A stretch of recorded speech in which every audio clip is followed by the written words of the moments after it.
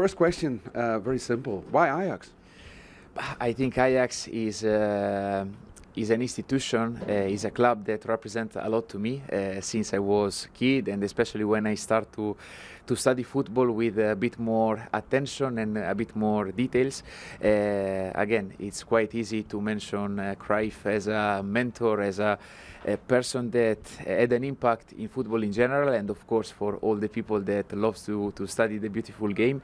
So why Ajax? I think, to give you the answer, I need to go there, and the fact that the football that I love to play start from Holland, start from Amsterdam, and start from this arena. So yeah.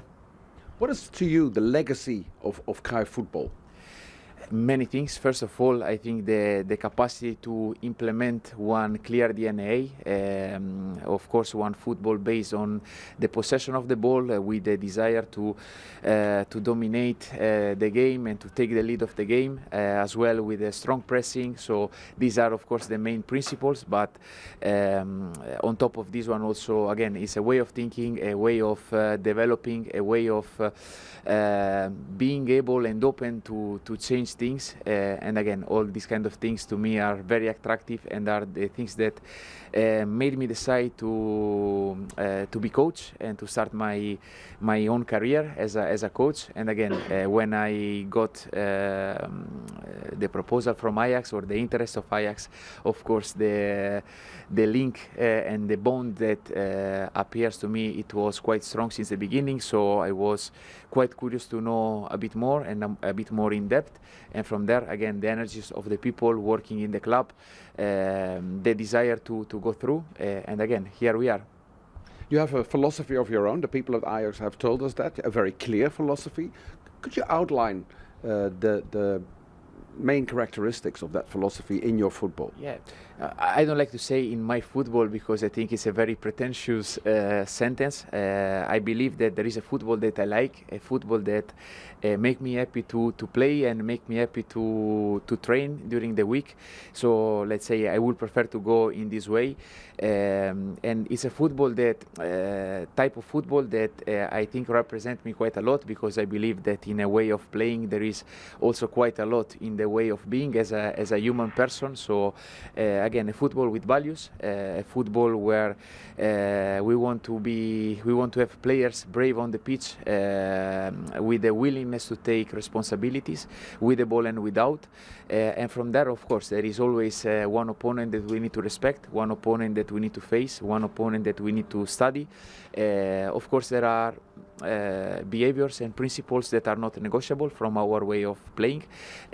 What behavior, what principle? Again, the desire to have the ball, and the desire to recover it as soon as possible. These are the main two, and of course all the things that after all the action that we need to put in place, and all the details in order to apply these two. And after, of course, there is the opponent and the capacity and the desire to, as I say, to study, to go for every game with a different game plan. But again, in the general picture, very clear game model, very clear proposition, and after small adaptation for every game and every opponent. Is 4-3-3 negotiable? No, the 4-3-3 is one based. After is a quite fluid, how to say, structure, because the way that we, for example, we build in a way in our own half, we attack in a different way in the opposite half, we press in a way, we defend in our half in a different way. So there is a structure, like how to say, a main structure to approach, especially the way to build the team and the squad, and after from there to have the flexibility, as I said, to adjust during the game, to adjust also with the system. I used to play also many games with the back three, so according to the needs, according to the players, according to the opponent, so putting all together, and after to try to take the best decision. That, as you know, as a coach and as a manager is not easy, but try to take all the possible reference in count, and from there to take the best decision possible. You mentioned Johan Cruijff. Johan Cruijff used to say it's better to win 3-2 than to win 1-0. This season at Nice, the club did really well, but only 40 goals. 12 goals scored more than Nice. So are you an attacking? 12 goals. 12 teams scored more goals than Nice did. Okay. So are you an attacking coach or not? But I think yes, because if you see our weeks, we work like 75-80% of the time in the way that we want to manage the ball, and so what we want to do when we have the ball. So I think yes. After in the way that we attack, also there is quite a lot of the way that we are going to defend, because I think in the way that we attack, we can prepare transition phases, and also the way that we can really defend. And again.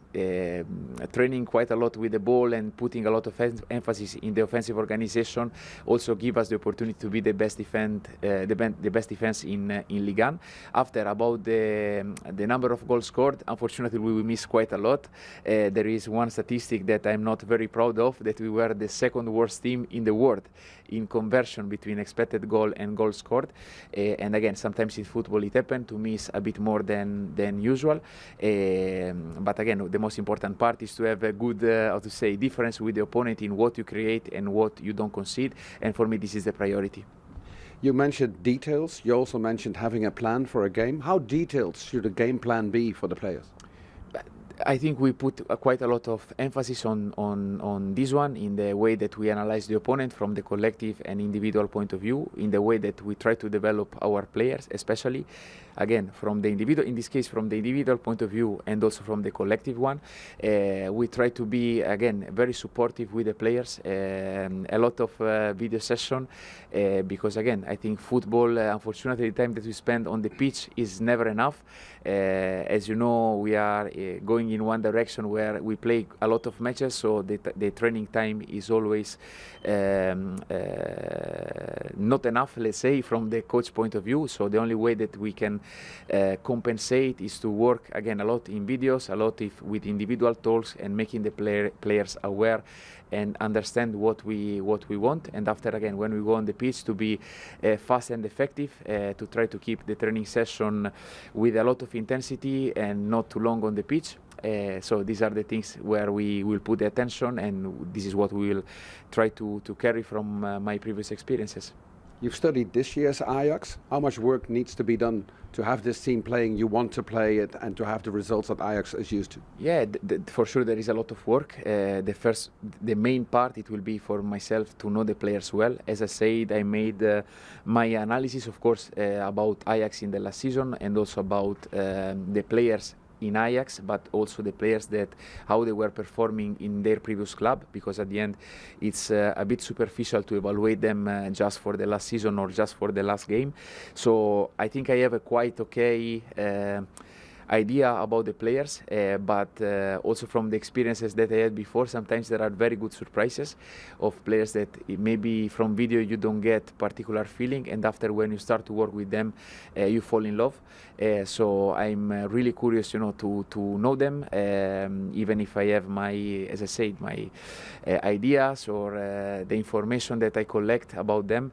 From my side, it will be important to start with a clear mind, to give opportunities to everybody, to show their qualities, to show especially their desire, because at the end to bring Ajax back to where everybody we wish we will be able to do it, it will require a lot of work, and again, not only football and tactics, but especially willingness, passion, desire to cut part of our individual ego for the benefit of the club. And again, if we will be able to bring Ajax where we want, everybody, I think, is going to get individually what is expecting. One last question. You have to adapt to Dutch culture, Dutch football culture, Ajax culture. I'm going to predict there's going to be a game in September, a difficult away game, and you're going to win 2-1. And then in the press conference, people will say, oh, you only had 45% possession, not many chances. Why did Ajax play so badly? What would your reaction be? But first of all, let me see the game, because I think in the press conference after the match, I'm quite critical with myself and quite as well objective. So in that moment, I think for this particular scenario, I wish I will have the proper answer. And by the way, you said okay about many things, but with the good results. So yeah, let's start also from there.